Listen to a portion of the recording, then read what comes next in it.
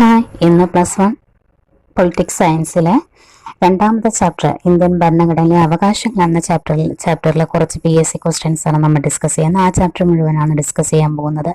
Indian ഭരണഘടനയിലെ മൗലിക അവകാശങ്ങൾ.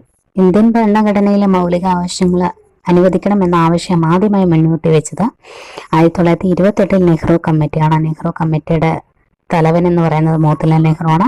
അപ്പോൾ മൗലിക അവകാശങ്ങൾ അനുവദിക്കണമെന്ന് ആദ്യമായി മുന്നോട്ട് വെച്ച കമ്മിറ്റിയാണ് Nehru committee. Nehru committee report സമർപ്പിച്ചത് 1928. മൗലിക അവകാശങ്ങൾ ഉൾപ്പെടുന്ന ഭാഗം 3 ആർട്ടിക്കിൾ 12 മുതൽ 35 വരെ.